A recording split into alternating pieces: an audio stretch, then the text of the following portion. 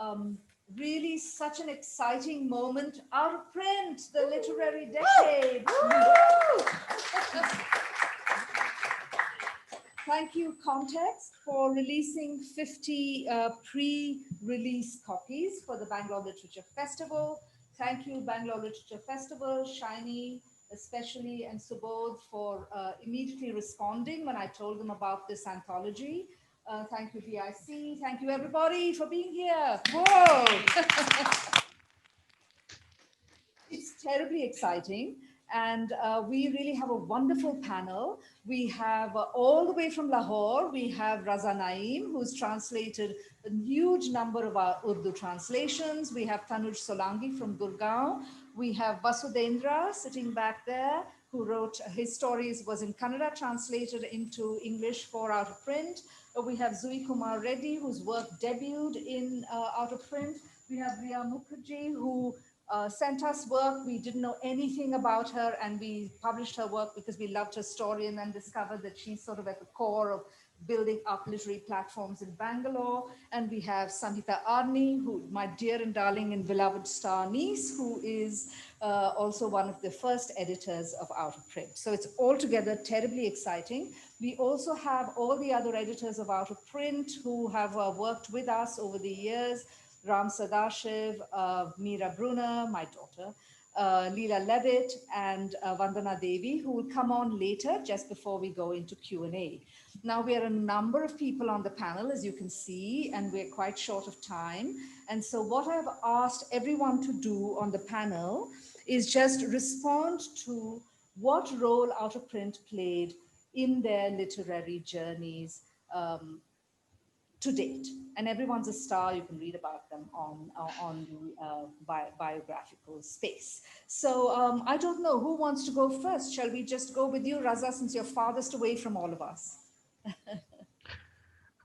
Well, I think it's all in the mind, isn't it? I mean, borders, you can constrict borders, but the ideas cannot be constricted. You know, ideas go across borders, and this wonderful anthology is a very beautiful and shining example of that.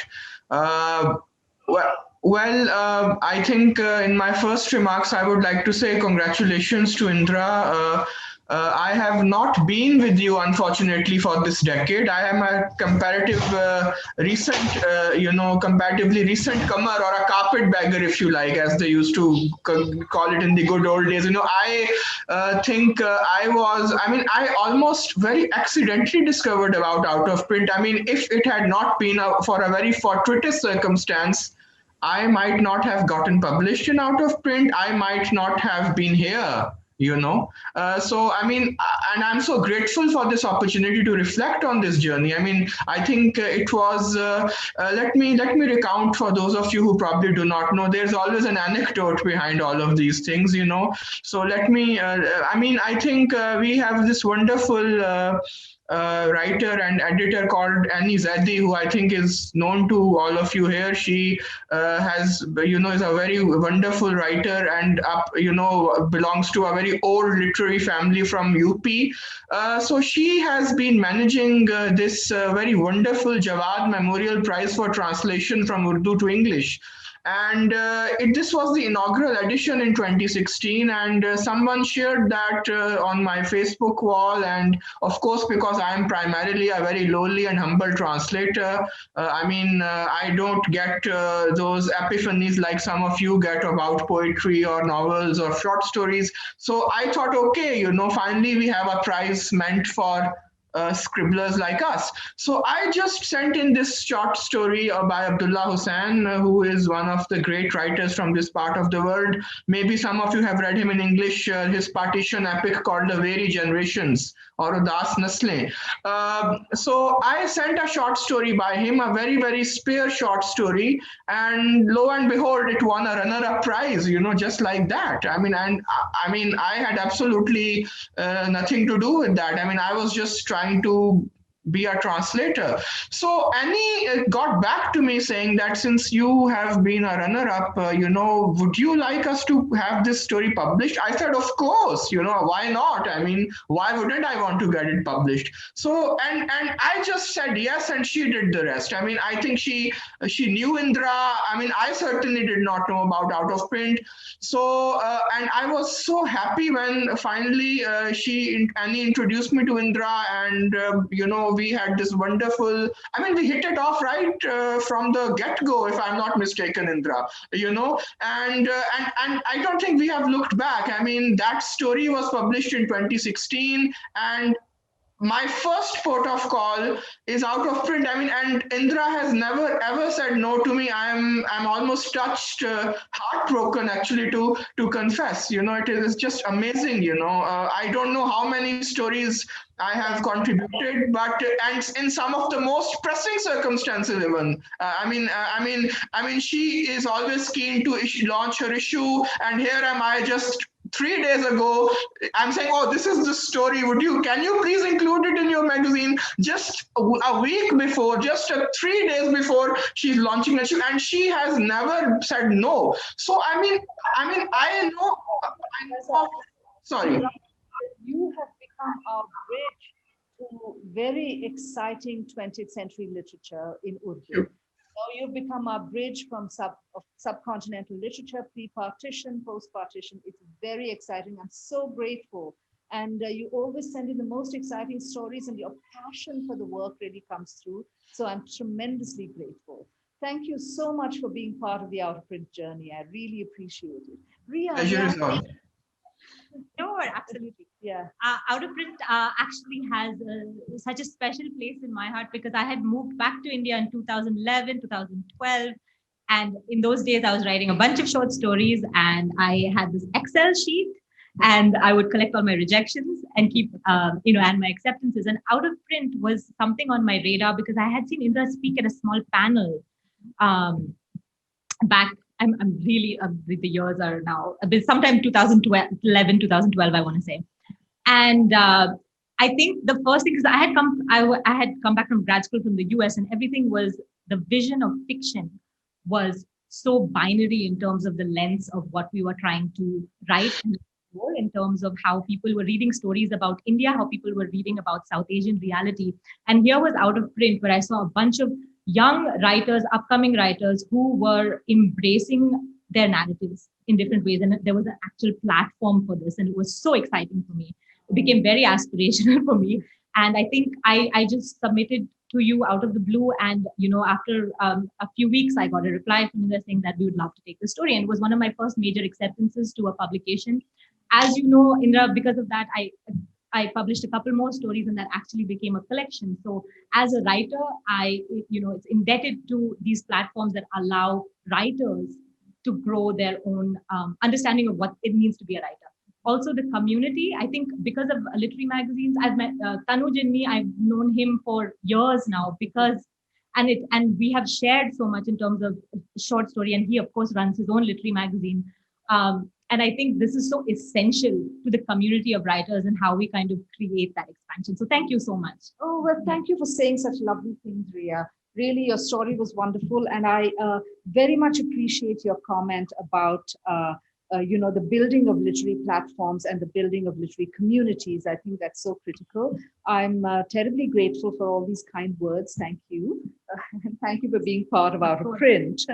Yeah, Vasudhendra, would you like to go next? Yeah, thank you. First, I would like to congratulate you. Yeah. The commitment and the dedication to bring such a wonderful journal, as well as this book, is a remarkable journey. I would like to congratulate you and your team. For me, I come from I'm a Kannada writer. In Kannada, if we see short stories everywhere, like it's more popular than the novel. Yeah. So any magazine you take, any newspaper you take, we see a Kannada story there. So weekly or once or twice it will be there. But when I started reading the English, okay, I don't see a short story either in magazines or in the newspaper Sunday. Nothing. So I was wondering, why it's not popular? This media is not popular. Where do I find the short stories kind of thing? That's the time I saw this out of print website portal, and I was attracted to it. And that's the time when someone, her colleagues actually, the same Kartika and Meenakshi. So they had said, why don't you, we want to publish this book. Can you get one story translated from your book, from Mohan Swami? Okay. So then I went around, so who can translate my story and all. So a couple of them showed interest that will do the translation. And after translating that story, the bedbug story, your request came to me. Wow. Can you send one story from yours? So would like to. The advantage I had it when I sent to Indira, she edited the story and published it. And my translator said, this is a very good editing. Oh. So she has added value to the story. So we should accept all the changes. And then I sent it to the publisher. Okay. So I sent it to the publisher and they immediately said, this is a very good translation. So go ahead with it. Okay. So I'm very thankful to you. And more importantly, this is a place where not only the English, across India, so with various languages, stories have been translated and published in this collection. So especially monthly magazines about things. So that has been really helpful. A single source for me to see the current trends of Indian short fiction writing. So it's a wonderful place. Once again, congratulations to you. Thank you. Thank you so much, Vasudhendra. What an incredible story it is, actually. And I think a very critical one because in the decade, this literary decade, one of the significant things that happened was the overturning of Section 377. And I think that your story preceded that. And then to have this as part of our journey was very important. I have to acknowledge that it wasn't just I, it was Samhita too. It was the two of us together, in fact, edited that story. And she was very profoundly involved in the editing. So kudos to her. But speaking of looking into the archives, Zoe, may I ask you to speak about your projects and your journey with Outprint? Yes, absolutely. About my journey with Out of Print, I feel like Out of Print has served as a marker of my growth as a writer. The story that's in this anthology was the first ever piece of fiction that I've had published. And over the years, just because of Out of Print standing, I think, for something different and something radical and really wanting to support young and diverse and new voices across the subcontinent, I've been able to grow as a writer and through this relationship with Out of Print. And I'm ever grateful for it. To talk about my project, I had an idea some time ago. I've been wanting to sort of initiate a discussion just around ideas, just for a space for young people to come and explore ideas and to always leave those doors in your brain open. And I immediately thought of Out of Print because I think, for one, the short story, because of its concise nature, really serves as a snapshot of a moment in time or an emotion or a thought or an idea. And Out of Print for the past 10 years has been providing a platform to these short stories. So we sort of have this like library of ideas from the subcontinent over the past 10 years. So this was something really interesting that we could draw from. And I spoke to Indy about this. And on the 19th of November, we had our first Out of Print focus panel at BIC. And the subject was writing sex in the time of Corona and before and after and forever more. But we had 3 Out of Print authors speak and we had an invited speaker. And we're going to be doing it more often. We're going to be doing it every 2 months, I think. So, so yeah. So yes, thank you. Thank you for that, Zoe. I loved receiving your work because, of course, I've known you since you were a little girl, and suddenly to see you as a grown-up person writing these profoundly interesting and very important works was really exciting. I also have to say thank you for being on the panel because Zoe's just been on her farm hand fighting off a leopard. So I'm very grateful that you made it. Tanuj, I would love for you to talk about your journey with Out of Print. In a way, I feel this is a little bit unfair because nobody can say anything mean about Out of Print at this point since we are all celebrating these 10 years. But Tanuj was one of our early submitters, and we've had a long journey with you. So I would love for you to respond to. Yeah, thanks, Indira. So Out of Print started September 2010. I noticed the magazine, I think sometime December 2010. And that was also the time that I was flirting with the idea of writing, like I becoming a writer or, writing books and so on and so forth was not in my head. And I think the first time I had the courage to submit something to Out of Print was November 2011. I got rejected. So, and I think it was not until Jan or March 2013, after 3 rejections, that I actually was accepted. And it was quite a big, I mean, it practically took me 2.5 years to get into Out of Print.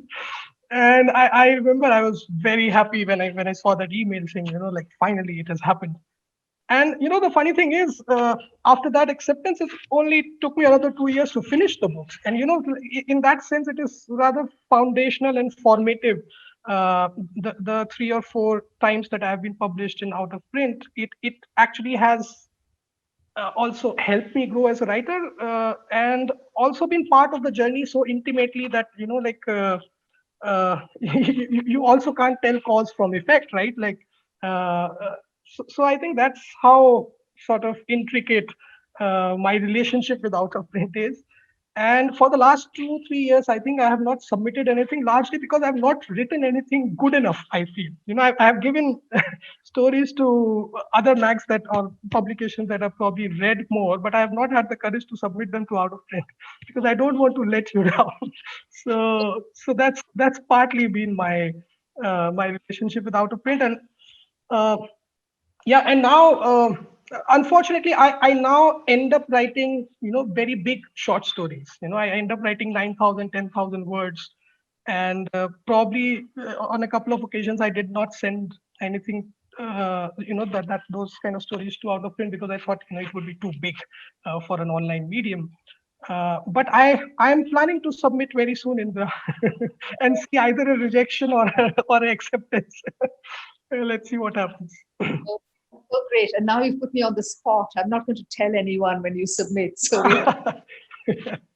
but I think I very much appreciate it also because, in a way, although works are never necessarily autobiographical, I felt I was part of your personal journey through, too, because often there are so many investigations that you draw from your own life when one writes fiction. And so I always felt that somehow, following you on social media and reading your fiction, I was kind of part of your autobiographical journey as well. So, yeah.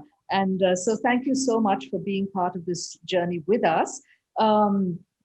Sam, one of my first editors, Samhita and Meera were my first editors, held me to high standards. Sam was so generous in opening up all of her connections and contacts and helping build our print.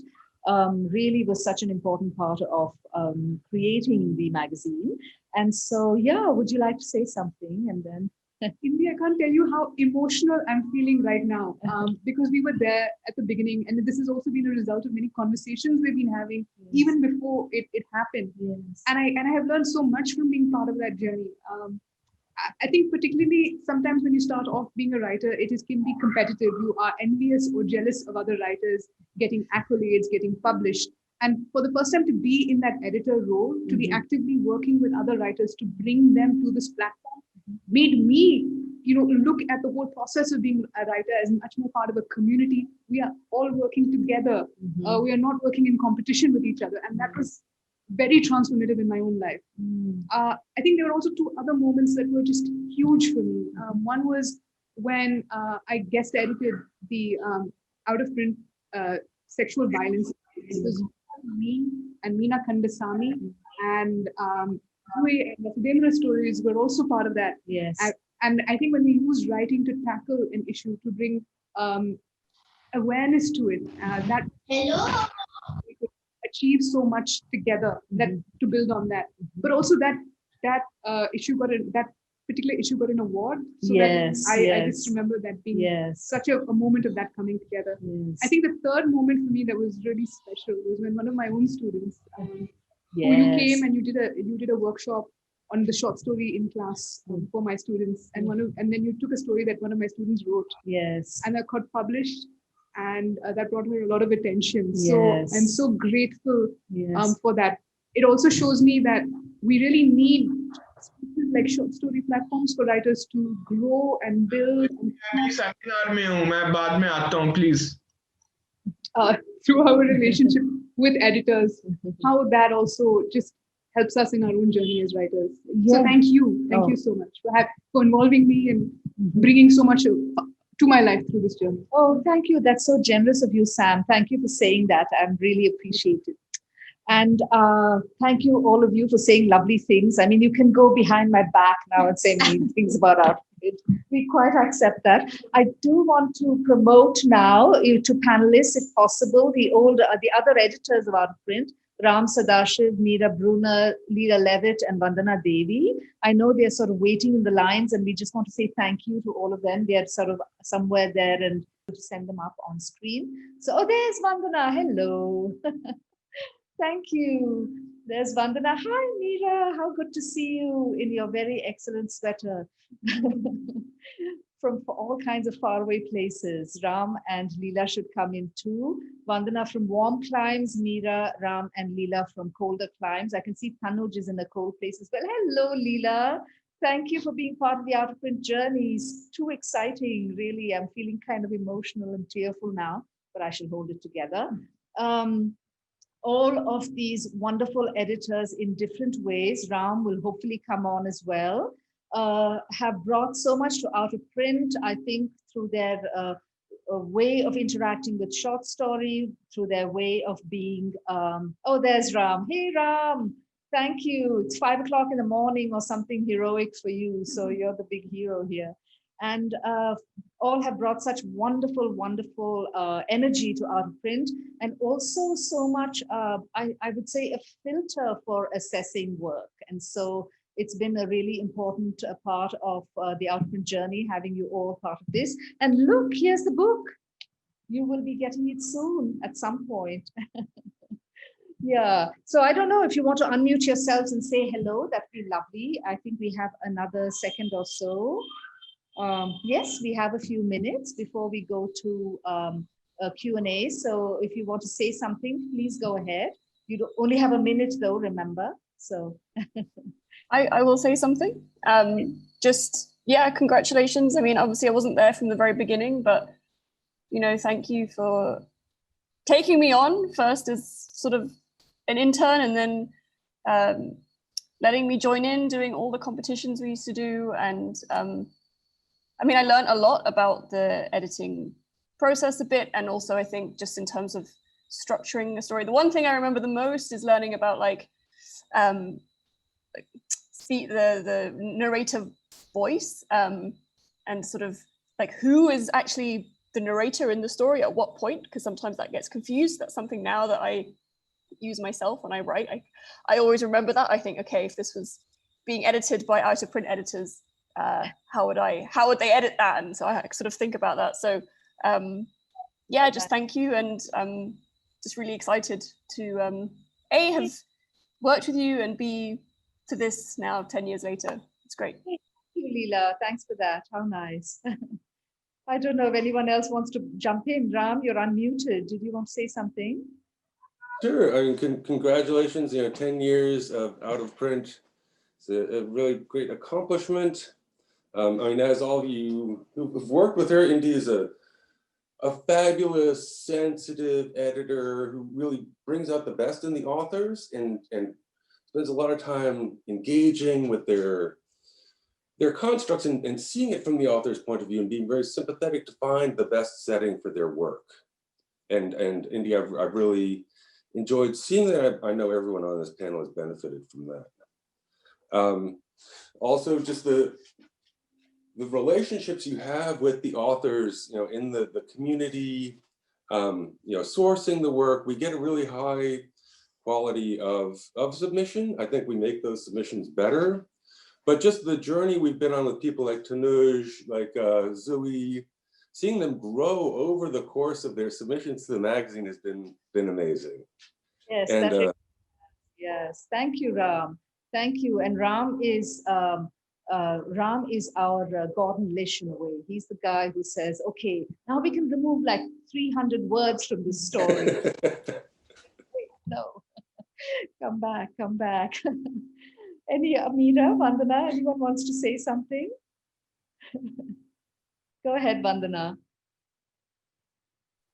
Yeah, no, I'm just excited and like, congrats. I'm looking forward to reading the book. That's all. Thank you so that I could also be a part of this. And yeah, I'm really excited about this. Thank you, Vandana. It was lovely having you being one of our editors. And there's Meera, who was one of our founding editors.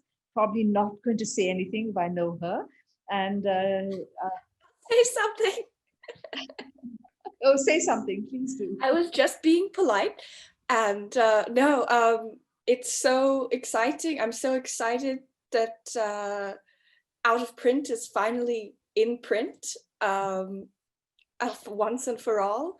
I think the whole the past 10 years have really produced some amazing short stories, and cumulatively it's a really interesting and exciting project. I'm so happy that I could be involved at the beginning and to have seen it grow over the past decade. And I'm just, I'm so happy. So congratulations. Thank you. I have to tell you, I once went to a Carnatic music concert by Maharajapuram Santanam, and his singer who was singing alongside him was also brilliant, and then did something very brilliant. And then Maharajapuram looked over and said, "My son." And so now I wanted to say my daughter. Yeah, I'm being silly. But anyway, thank you all. And it's really been a wonderful journey. If there are any questions, we will address them. I think we have a few minutes. Indira, there's a question from Aruna Kumar. What made you start Out of Print? What made you start Out of Print?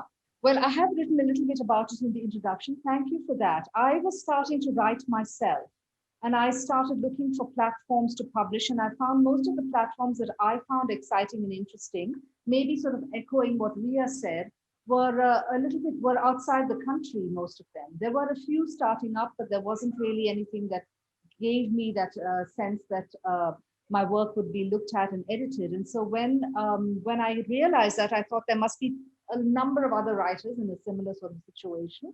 And at about the same time, I think the publishing industry in India was, the mainstream publishing industry was really taking off. So I knew there were a lot of writers out there.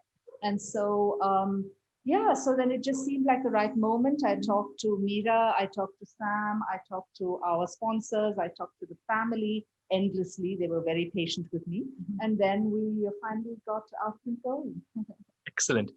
There's another question from AJ. How has the curation of stories on Out of Print evolved over the years?